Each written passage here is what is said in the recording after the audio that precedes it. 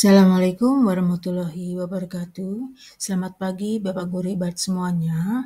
Izinkan kali ini saya berbagi informasi tentang aksi nyata saya yang sudah lolos validasi dengan topik iklim sekolah aman mencegah kekerasan seksual.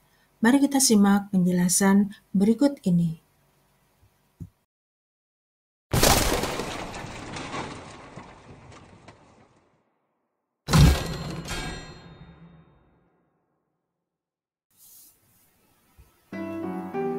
Baik Bapak Ibu semuanya, pada kegiatan kali ini sekolah kami mengadakan seminar pendidikan kesehatan reproduksi dan seksual dalam rangka mencegah terjadinya kekerasan seksual dan memberikan edukasi seksual sejak dini kepada siswa-siswi di sekolah kami.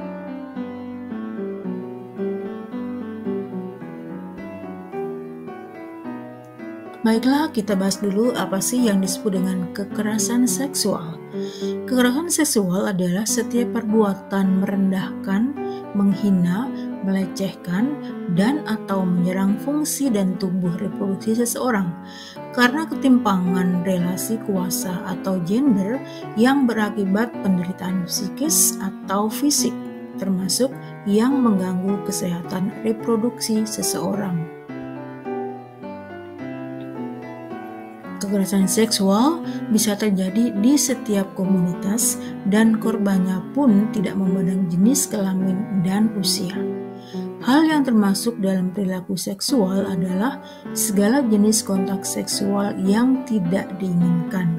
Di antaranya adalah mencakup perkataan dan tindakan yang bersifat seksual yang bertentangan dengan keinginan seseorang dan tanpa persetujuan.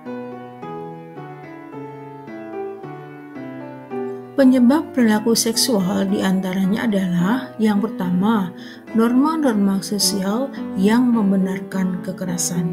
Yang kedua, penggunaan kekuasaan atas orang lain. Ketiga, konstruksi tradisional maskulinitas. Keempat, subjugasi atau kekuatan dan kekuasaan terhadap perempuan. Dan yang terakhir adalah sikap diam terhadap kekerasan pelecehan. Jenis-jenis perilaku kekerasan seksual diantaranya bisa dikategorikan ke dalam 1. Verbal, non-fisik, fisik, daring atau melalui teknologi informasi dan komunikasi.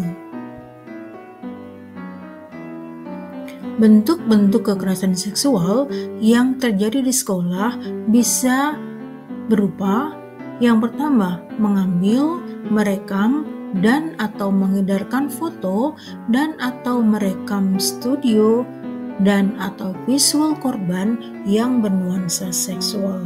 Yang kedua, mengunggah foto tubuh atau informasi pribadi korban yang bernuansa seksual.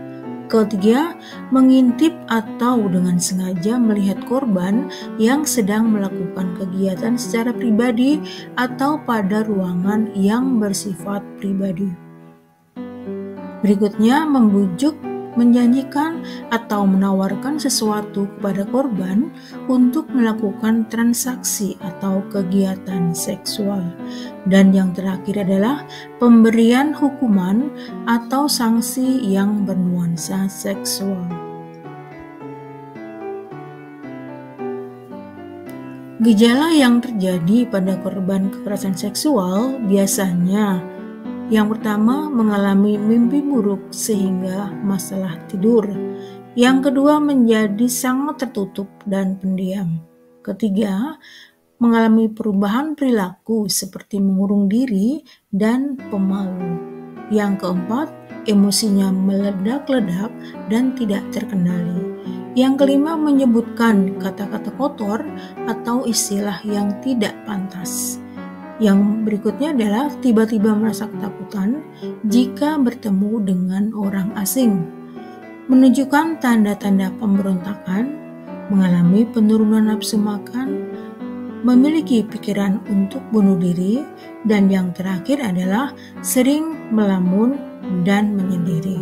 Nah, ini adalah beberapa gejala yang harus kita waspadai terhadap anak didik kita atau anak-anak kita supaya terhindar dari kekerasan seksual.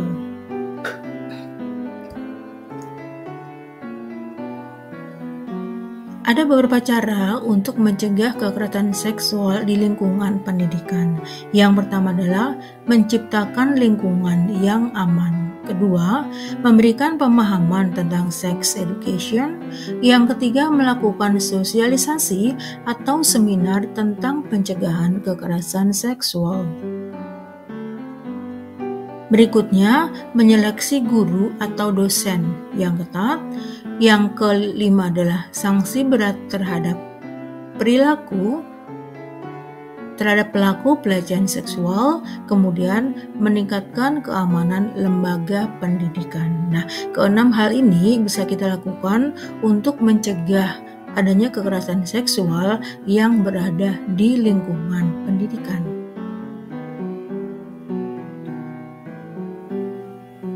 Nah, ini adalah dokumentasi kegiatan yang dilakukan oleh sekolah kami pada saat mengadakan seminar pendidikan kesehatan reproduksi dan seksual. Jadi dengan adanya seminar ini, anak-anak mendapatkan edukasi dan pemahaman tentang kesehatan reproduksi dan seksual. Jadi mereka bisa mendapatkan bermacam-macam pengetahuan dan mereka mendapatkan edukasi tentang bahaya dan bagaimana cara mencegah supaya tidak terjadi kekerasan terhadap siswa-siswi kami. Kemudian ini adalah umpan balik yang diberikan oleh siswa kelas 10 setelah mereka mendapatkan edukasi tentang kesehatan reproduksi dan seksual. Baiklah Bapak Ibu semuanya, mudah-mudahan aksi nyata yang saya lakukan ini bisa bermanfaat bagi kita semuanya, khususnya bagi Bapak Ibu di dunia pendidikan dan bagi Bapak Ibu yang belum membuat atau melakukan aksi nyata terkait dengan topik yang sama ini, bisa membuat dan bisa memberikan referensi untuk membuat aksi nyata nanti. Assalamualaikum warahmatullahi wabarakatuh.